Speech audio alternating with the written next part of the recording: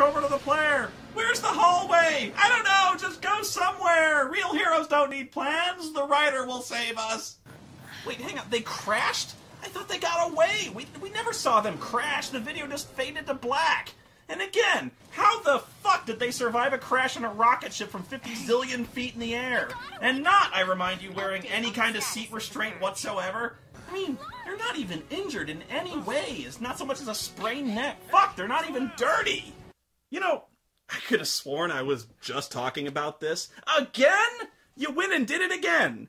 Is this really how we're gonna transition between every fucking scene in this game? Explosion, insanely lethal fall, wake up someplace else with a fucking scratch?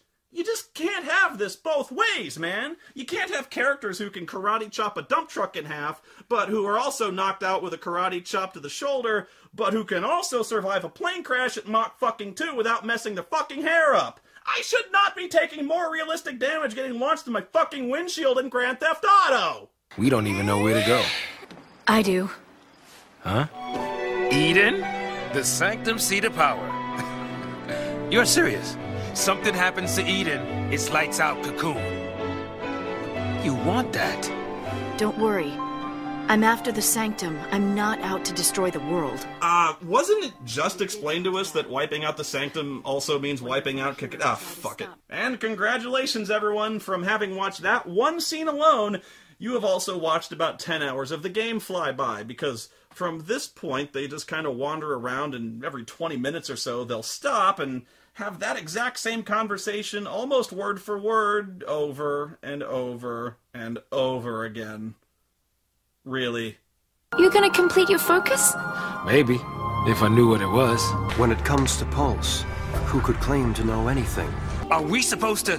What is your focus? If we don't know our focus, how do we complete it? I probably don't want to know. Then what battles do we fight? And against who? Tell me that! I don't know yet. You don't know yet! That's right. I don't know yet. Our focus is to protect Cocoon. We don't even know where to go. You don't know yet! Not a single clue about this whole sea mess.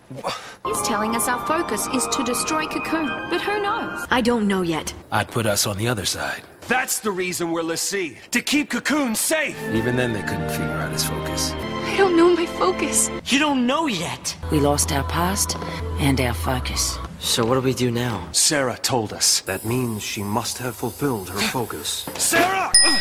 Looks like I was wrong. About Sarah's focus? Does that mean that our focus is... Daisley had to be lying when he explained her focus. It might even be our focus to make sure Cocoon's... Our focus doesn't matter. Our focus doesn't matter. Forget our focus. We don't need it. We don't need it. You don't know yet. Our focus has got to be the same. Listen, if we fail our focus, it could be us suffering like that. We're l'Cie, ticking time bombs. If we don't figure it out and pull it off, you're gonna be a Sith. I'm gonna be a monster. I'm not trying to be an asshole here, I just want to know what's so hard about this. Why don't the fal'Cie tell them what their fucking focus is? It either can't or it won't, and it has no reason not to tell them because they were the ones who enslaved the guys in the first place.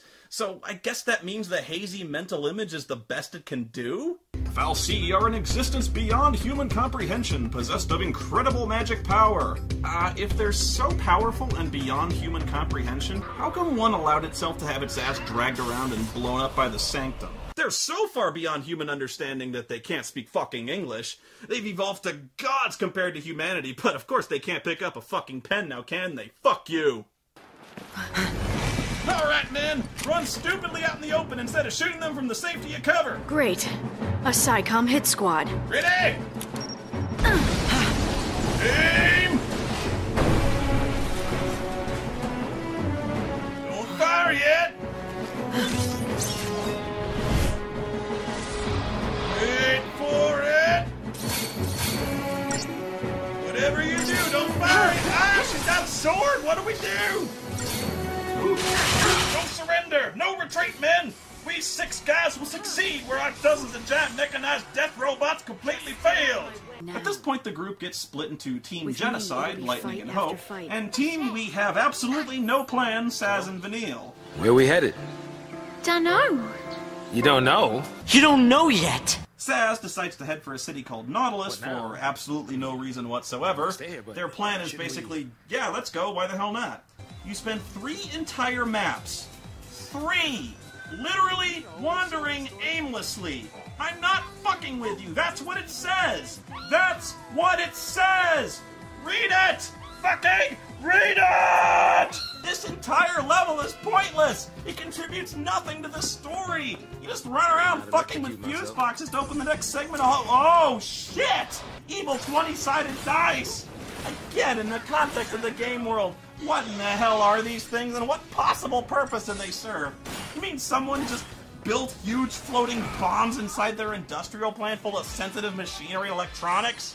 Oh, and this always bugged me. I've seen so many games do this and I really don't get it. You get a preemptive strike for attacking enemies from behind, right? But how is this any kind of surprise? They're 10 yards away! How can they not see me? But if I run up behind them, oh my god, we did not see this coming! Then you emerge into the forest, and you'd think being outside in the wilderness, in the middle of the forest, it'd be hard to still somehow be trapped in a fucking hallway, but you'd be dead fucking wrong now, wouldn't you? God damn it! Oh, fuck! Oh, fuck! Oh, sure! Killer tomatoes, why not? Fuck it! We got ice goddesses that turn into motorcycles, and deadly pulse robots that hop around on one fucking leg doing an Indian rain dance or some shit. I could take killer tomatoes, sure. And penguins! Oh, you have to watch out for those predatory magic-slinging penguins. They mostly come out at night. Mostly. And meanwhile, Hope and Lightning are walking into the forest of inexplicably sharp crystal swords. Hey, walking into one of those trees would be really dangerous, okay? So be sure and stick to the hallway, okay, guys? No, you may not leave the hallway. The wall of hexagons forbids it. And don't just go around it. They built this wall of hexagons for a reason. This is an army facility for turning wildlife into weapons. Oh, obviously, I'm sorry, right. You can see why I'd be confused, because they didn't put any guards of any kind anywhere, or even keep out signs, or lock anything. You know what you could have done is you could have put a wall of hexagons in front of the front door, and then they'd have walked up and been like, oh shit, and they'd turn around. Yes! We've done it! We've made a cybernetic war machine out of a radish! With science! Soon we will be the most feared military in the galaxy! No! Impossible! They found its secret air juggling weakness! Well, in that case, I take this whole review back, because any game that reminds me of Tekken is clearly a masterpiece. After defeating the Robo-Radish, they go to Hope's hometown and sneak in, deciding to lay low at his dad's house. Because the Sanctum would never think to look for Hope at his own fucking house! They sneak in through a pipe into some place called the Nutriculture Complex, and I have no clue what the fuck Nutriculture is. Well, I don't really know for sure. You don't know yet! It's probably something to do with a fal'Cie sitting in the middle of the room, which Hope says produces food for the entire town. And I'd have no idea this was a fal'Cie if they didn't flat out tell me that it was, because this is the 4th completely different thing that's supposed to be a fal'Cie, and we have absolutely no common basis for comparison here. Anyway, this fal'Cie is so far evolved beyond human understanding that it completely fails to notice these two standing 30 feet away from it. I guess it's too busy crapping out Nutriculture. Food we ate every day came from here. This evil fal'Cie son of a bitch, selflessly feeding an entire town? That gives Lightning all the reason she needs to fucking kill it. Kill him and cut off the food supply. That'll make us popular. Our hero! Willing to doom thousands of innocent people to a slow, excruciating death by starvation. Now you're thinking like a pulseless. I mean, okay, she's prone to violent, murderous acts of unprovoked rage, but, you know, basically a nice person. Okay, now that was just uncalled for. It's one thing to hit someone with a barrage of machine gun fire to the sternum, but a backhanded bitch slap, now that shit hurts.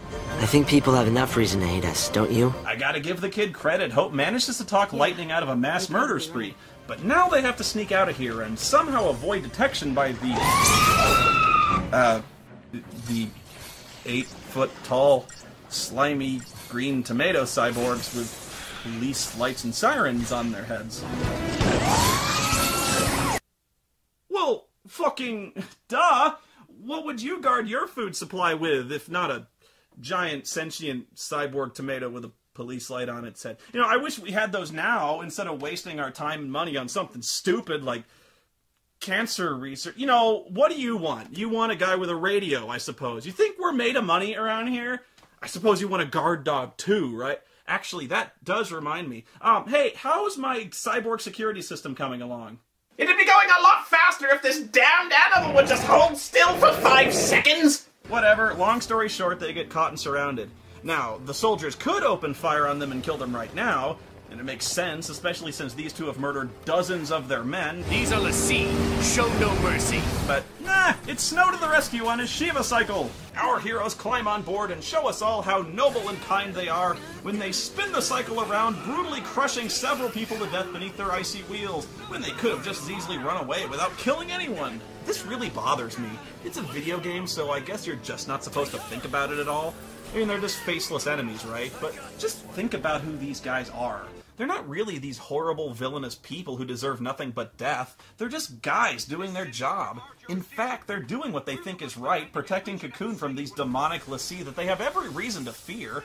I mean, sure, they've been fed lies and propaganda, but they're not bad people. Besides, it's not like our heroes here are doing anything to win over the hearts and minds of the people. I am a Pulse Lassie! I'm here to kill you all! Since when have heroes ever needed plans? I'm here to kill you all!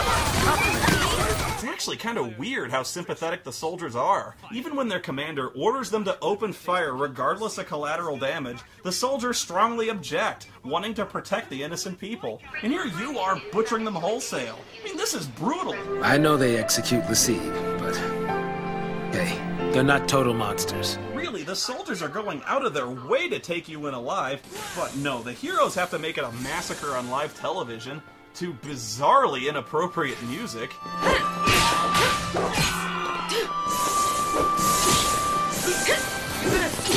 People are dying, man! This is the music you're going with? Whatever. So later on, Snow and Hope managed to shake the cops and decided to just stand around in the open drinking Mountain Dew. This whole time, Hope's been planning to stab Snow in the face, but he couldn't work up the balls to do it until now. What happens when your actions end up ruining someone's life? I know! It's all my fault. I don't know how to fix it. You don't know yet! Well, why don't you tell me what I deserve? The same fate!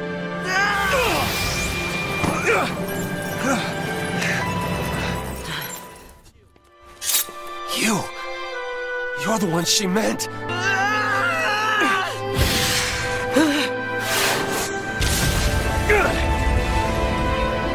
Oh, wait!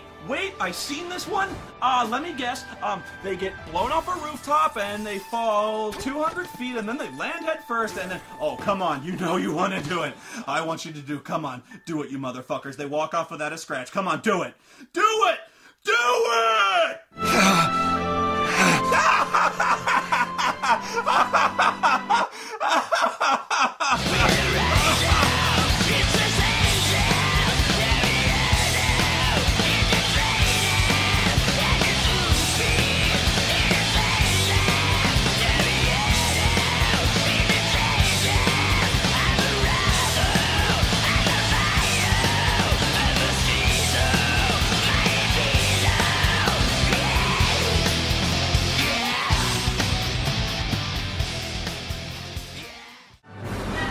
Where to next, little lady? I'll let you decide.